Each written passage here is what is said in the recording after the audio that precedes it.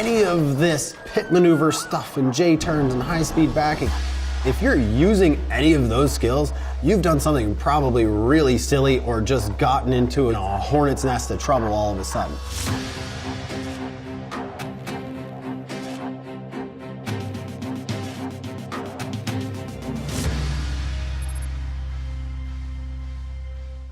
My name's Wyatt Knox, and I'm the Special Projects Director here at the Team O'Neill Rally School. I've been instructing professionally high-speed driving, high-risk driving for over a decade now. So I started rallying when I was 18 or 19 years old, and I do a few a year. 2012, I did the entire national US championship and I won two-wheel drive. The definition of rally racing, getting from point A to point B quickly with the vehicle still running underneath you, is basically the definition of tactical driving. Tactical mobility in a nutshell is basically having excellent car control so that if something happens, you know you're capable of handling your vehicle and its occupants safely, and also being able to respond to other potential happenings depending on what sort of a mission you might be involved in. For the most part, the folks that we put through these types of courses here at the Rally School are with the United States and friendly governments, venturing into special operations folks who spend a lot of time in some pretty rough places around the world. Disclaimer, a lot of the stuff that we're doing here on our private 600-acre facility hidden away in the mountains of New Hampshire is training folks for high-risk environments overseas. It's definitely not for the roads of America and that sort of thing. Tactical mobility, the way that we train it here, getting really, really good car control in all different kinds of vehicles, and then introducing some of the offensive and defensive skills that you might need. So this car is a Ford Crown Victoria. It makes a really excellent training platform for us because it's representative of so many heavy American rear-wheel drive automatic vehicles that are commonly used by, security professionals. A rear-wheel drive car like this, when you accelerate, the rear tires spin and the back end of the car swings all over the place. So it's really good for training and getting into a bunch of skids and sliding around and learning how to handle that. We do weld on these big heavy-duty steel bumpers so that we can run into each other without doing so much damage, but they've got good suspension and really thick wheels and tires and stuff from the factory. We have snow tires on this one. You can see it's met some of the other cars, and then we just do the big steel bumpers in the back. All right, so we're gonna set up a course out here, take this car out and run through some representative scenarios that you might find out in the real world.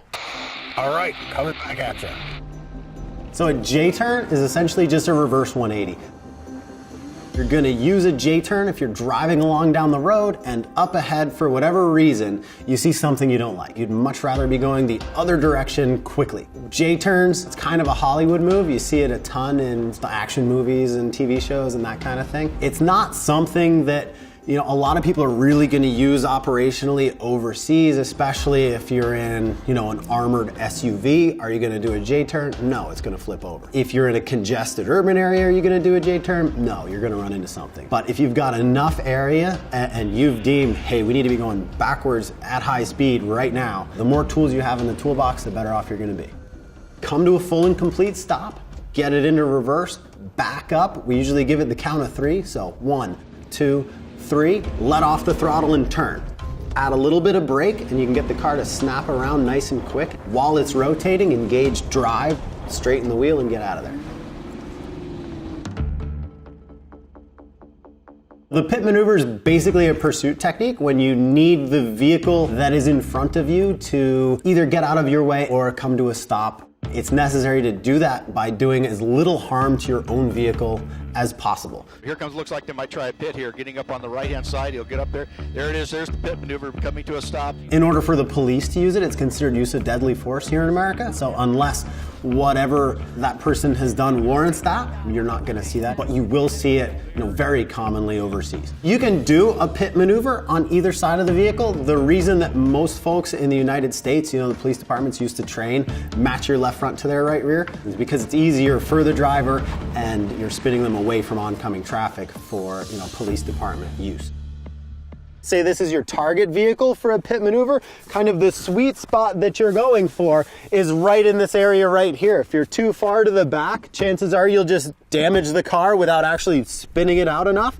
And if you get up into the wheel and that sort of thing, you're gonna do a lot of damage to your own vehicle and it might not work out so well.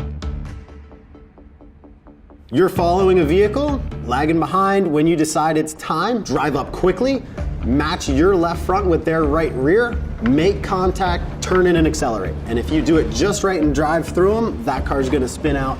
And even for an expert, it's not gonna be recoverable and they'll be spun around and stopped.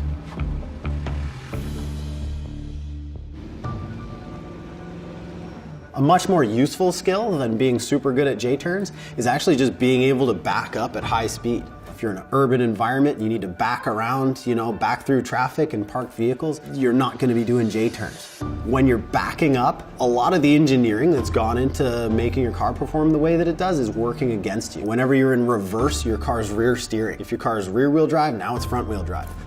Even the way that the brakes work and everything else, cars are not designed to drive quickly backwards, and most drivers are just not great at it. The easiest sneaky trick is to get your left arm over the seat belt, brace your left foot kind of over where the dead pedal might be, and turn yourself around in the seat, as much as possible. And my hand is at what would be 12 o'clock if the wheel were straight. I'm not very good at high-speed backing. I would need one more attempt. It's terrible in the ice.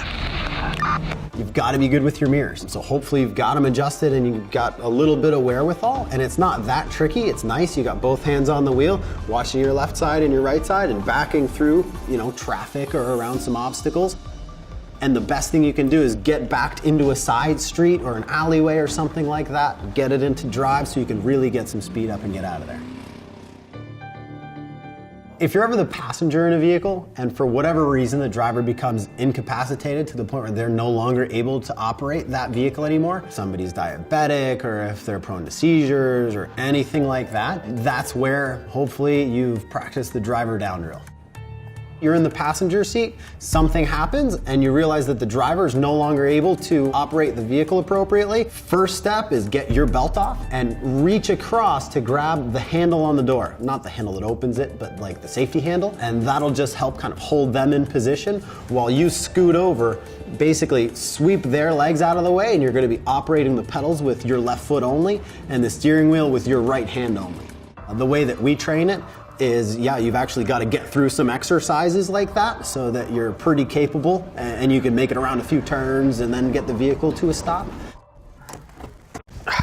I feel much better now. Oh, yeah, no, here, yep, no problem, yep. Some of the folks that are headed overseas to pretty hostile environments will train the same drill, but with, 3 men in the car, 4 men in the car. The driver down drill at that point turns into passenger takes control, rear seat gets the driver out, do what you can for them, passenger moves completely into the driver's seat, car continues driving. Most drivers out there on the street are probably just okay driving around with perfectly normal, kind of unaltered vehicles. But it's good to be able to do some of these things and to go through this training and have those skills and know how to prepare vehicles so that if for some reason you do need to just drive at the limit or get through some different situations, you've got those skills. Personally, when I'm looking for a vehicle, I either select an older vehicle that doesn't have ABS and traction control and that sort of thing, or at least an older vehicle. It's usually easy to disable. In this 2002 or 3 Subaru, I can pull a fuse or two, and in about 30 seconds, we're analog, no electronics, ready to go, have a good time, slide around corners. Basically, driving with ABS and traction control is like swimming with a life jacket on. It's really easy to swim and you can swim around just fine, but ABS and traction control limit your car's performance a dramatic amount on a slippery road. You can't really stop that well. You can't get uphill sometimes. It can be frustrating. But ABS and traction control and also stability control, they're all wonderful systems and they've definitely saved lives. So the first time you approach an unfamiliar vehicle, there's kind of a little checklist that you can do, even if you just have a second to look at one side or do a quick walk around. Number one's always gonna be tires. What kind of condition are they in? Do they have air in them? Or do they have tread? So a winter tire is much softer rubber, like a pencil eraser almost. You can hit it with your thumb and kind of squish it around, and that's what you're looking for in very cold temperatures to stay stuck to the road. Just gauging the tire pressure, usually you can give it just the thumb test is just pushing in on the middle of the sidewall and you should get, you know, a 1/4 inch of deflection or so. Too hard's not really a problem. If it's too soft, it'll overheat and you'll have a blowout. If a car like this might be strange to you, get yourself in, get your seat and your steering wheel properly adjusted and adjust your mirrors. It's really the silly stuff that ends up biting people. The mirrors haven't been adjusted, or you don't know where the wipers are and you hit a big mud puddle and then you're turning the headlights on and whacking the stereo and trying to figure it all out. It really only takes 30 seconds to a minute of sitting in a car to make yourself kind of happy with it and you're good to go. So what we've got here is a Subaru WRX. It's an all-wheel drive turbocharged car. We don't have any ABS or traction control active on this. It's fully analog. We're gonna take this car, put it through its paces and a few exercises out here at the rally school. All right, just roll my windows up. It's gonna get a little slushy.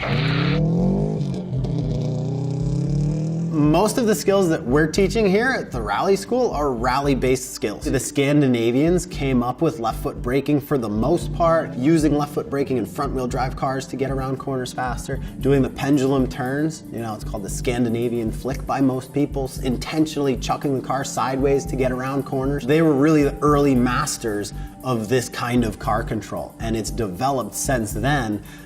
As cars have gotten a little better and tires and suspensions have gotten a little better, there's more kinds of racing that have used left foot braking. Now, basically everybody's doing it. You know, there's a lot of different reasons for left foot braking. The first one is always just going to be reaction time, being able to get to the brake very quickly. It lets you drive a lot faster, a lot more safely. One of the other main reasons for left foot braking is to be able to control the weight of the car. Part of what you're doing is putting weight on the front to help the car turn, and if the back end slides around because of that, you need to put weight on the back for stability. And that's what you're doing with your right foot on the throttle and your left foot on the brake, is just transferring weight smoothly to the front and smoothly to the rear. There's a common misconception in the world right now that a skidding car is out of control, because if you skid, you'll crash. And the truth is, there's a huge amount of gray area there where you're skidding around and you're sliding a car, but you're well under control. And that's really where you're getting the most performance out of, you know, any vehicle. If you watch a dirt bike, they're always spinning tires and locking tires up and sliding around corners. It's the same with cars. It's just people have forgotten how to do it. Most people were never taught how to do it. And now most cars come with systems that don't even allow you to do it. One really important skill to have if you're traveling to these high-risk environments is to be able to move other objects and or vehicles out of your way as necessary. Going hot. If you need to breach a barricade with a vehicle or get through some kind of roadblock, the most important thing is knowing where the strong points on your car are. And those are going to be your two frame rails in the front. Sometimes they're closer together, or further apart, or higher up or lower down. And you're going to want to line those up directly with whatever it is you're trying to move out of the way. With a vehicle blocking the road, you're going to line up one of your frame rails with the rear wheel of the vehicle that you're trying to move. If you happen to see that it's a pickup truck that's freighted down in the back, sure, go for the front. Whichever end looks lighter, usually it's the back, that's where you're gonna wanna square up with and push out of the way. And if you can manage to hit that rear wheel with your frame rail, you're just gonna break that contact patch with the ground of those rear wheels and push that car out of your way very easily without doing really any damage to your own car. Be aware, in a normal car, your airbags are gonna go off, the fuel pump might shut off, and you're now gonna be stranded right in the worst possible situation just having done something really stupid. Most vehicles that are kind of fleet supplied to the folks that we work with that are going overseas, that stuff's all deactivated. Really, the baseline of all of the training that we do here is car control. And that comes from just spending hours sliding cars around and learning where the road's limits and your own limits and different vehicles' limits all exist. And it just gives you a tremendous amount of capabilities to get in and outperform 90-something% of normal drivers that might be out there on the road. Making decisions based on what you're presented with is one way to exercise your mind and learn how to pay attention to the small things. I was a special agent with the FBI. My job was to catch spies. Retired Navy SEAL, 21 years combat experience, and now a crisis management professional. I've been instructing professionally high-speed driving with the United States and friendly governments. If you take the time to evaluate walking or driving that same route every day, you've just reduced the number of things you have to pay attention to when something bad occurs.